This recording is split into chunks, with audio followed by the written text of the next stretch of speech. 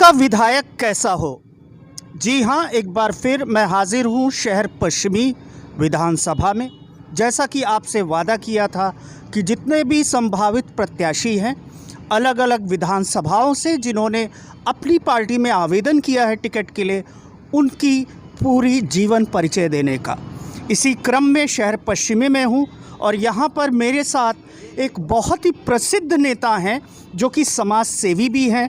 बहुत बड़ा राजनीतिक कैरियर रहा उनका, संघर्षों का कैरियर रहा उनका, और इस शहर में काफ़ी उनका नाम है।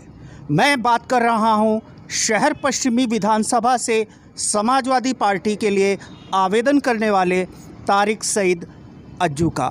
आज हम उनका पूरा जीवन परिचय आपको दिखाएंगे और बताएंगे कि आपका विधायक कैसा होना चाहिए। मेरे साथ तारिक सईद अज्जू हैं। मैं उनसे जानना चाहूँगा कि तारिक भाई, पहले तो आप अपना पूरा परिचय दें, अपना शिक्षा कहाँ से शुरुआत हुई आपकी राजनीति की, ताकि दर्शकों को समझने में आसानी हो जाए कि वो अपना विधायक कैसा चुने। मैं तारिक सईद अज्जू समाज सेवी के रूप में जाना जाता हूँ।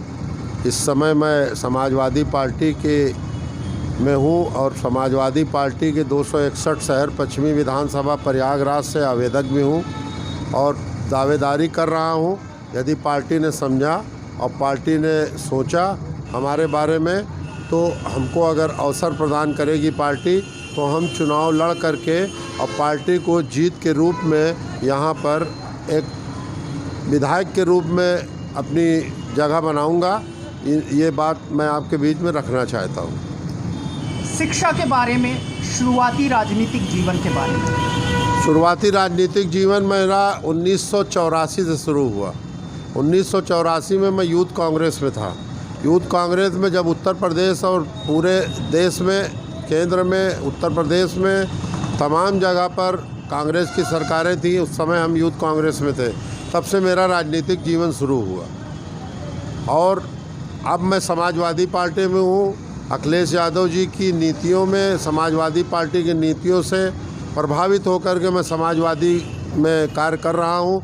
और ऐसा नेता जो नेता उत्तर प्रदेश को अच्छा प्रतिनिधित्व दे सकता है, अच्छी सरकार दे सकता है, किसानों, नौजवानों और तमाम महिला, युवाओं सबके लिए काम कर सकता है, खुशहाली ला सकता है, उन्हीं के पीछे हम लोग, उन्हीं के नेतृत्व में काम कर रहे हैं। आपका बहुत बड़ा सफ़र कांग्रेस के साथ रहा। शुरुआत आपने एज अ यूथ लीडर शुरू किया, उसके बाद काफ़ी संघर्ष रहा। कांग्रेस के टाइम में आपने बहुत से संघर्ष किए, उसके बारे में थोड़ा दर्शकों को बताएं।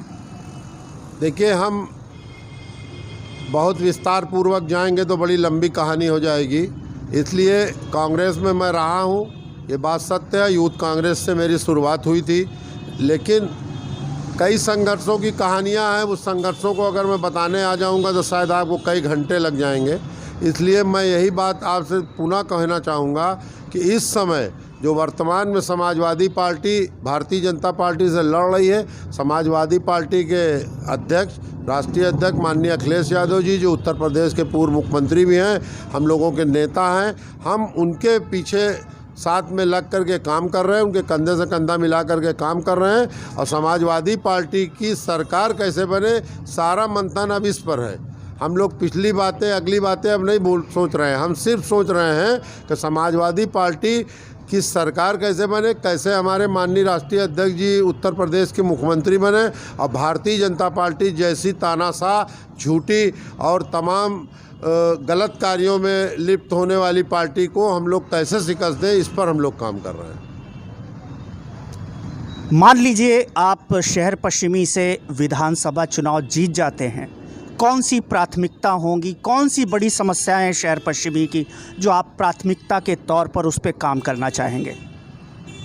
सर्वप्रथम तो अभी जीत हार का सवाल नहीं है। सर्वप्रथम तो हमारे पार्टी, हमारे राष्ट्रीय अध्यक्ष अगर हम पर विश्वास करेंगे तो पहले तो टिकट की बात होगी, और टिकट अगर मिलेगा और अगर हम लोग टिकट मतलब हमको मिल जाएगा, हम चुनाव लड़ेंगे, तो चुनाव तो जीत हार का प्रश्न है। हम जीतेंगे कि हारेंगे ये तो जनता क्षेत्र की बताएगी, लेकिन जो हमारा सामाजिक सरोकार रहा है, सामाजिक सेवाएं रही हैं, हम लोगों के संघर्षों का जो जीवन रहा है उसी पर हम लोग चुनाव लड़ेंगे और इस क्षेत्र के पिछड़े हुए विकास को आगे बढ़ाने का काम करेंगे। भारतीय जनता पार्टी तो खाली जो है वो कैंची जीवी पार्टी है। वो तो हमेशा जो है जो पुराने कार्य हैं उसी में कैंची चलाती है। दिल्ली से कैंची आती है और उत्तर प्रदेश से फीता लगाती है और काट करके उसको अपना बता देती है। उन्हीं सब कामों को हम लोग जो है देखेंगे। और बाकी तो हमारी शहर पश्चिमी में भी बहुत कार्य हैं। और एक बात ज़रूर आपके बीच में कहना चाहूँगा कि जब अगर अवसर प्रदान होगा और चुनाव लड़ने का अवसर मिलेगा, पार्टी हम पे विश्वास करेगी, हमारे राष्ट्रीय अध्यक्ष जी हम पे विश्वास करेंगे, तो एक बात ज़रूर कहूँगा कि जब मैं लड़ करके अगर विजयी होता हूँ तो ये बात सुनिश्चित मैं आपके माध्यम से करना चाहूँगा कि मुझको कोई वोट दे न दे, मेरे लिए सारी जनता एक रहेगी। और उन क्षेत्रों को मैं ज़रूर देखूँगा जहाँ की जनता जो है हमको वोट नहीं देगी, वहाँ ज़रूर देखूँगा कि मैं हम पे कमियाँ क्या रह गई हैं जिसके कारण जनता ने हम पे विश्वास नहीं किया। तो जनता का विश्वास जीतने के लिए बनने के बाद हर विधायक को ये चाहिए कि हर उस क्षेत्र में ज़रूर जाए जहाँ से उसका जो है उसको लगे कि हमको वोट नहीं मिला है। ये विडंबना रही है पिछली कई बार से और तमाम आज की डेट में खास करके ये विडंबना बनी हुई है। जो हमारे यहाँ के उत्तर प्रदेश के मंत्री हैं, उत्तर प्रदेश सरकार के प्रवक्ता हैं, कोरोना का पूरा पीरियड बीत गया और कोरोना में लोग अस्पतालों के लिए चक्कर काटते रहे, लेकिन हमारे मंत्री जी कहीं घर से नहीं निकले। अब जब बिल्कुल चुनाव आ गया है तो एक एक घर जा रहे हैं। याद आ रही उनको कोरोना के मृतकों का घर, याद आ रहा है उनको हर पीड़ित व्यक्ति का घर कि भाई हम तो बड़ा मजबूर थे, हम बीमारी में परेशान थे, बीमारी की वजह से नहीं निकल पाए। आप मंत्री हो, आप उत्तर प्रदेश के मंत्री हो, आप उत्तर प्रदेश सरकार के प्रवक्ता हो और आप शहर पश्चिमी जैसी विधानसभा के विधायक भी हो। आपकी को जनता देख रही है और आपको इसका मुंहतोड़ जवाब भी देगी, लेकिन ये समय बताएगा।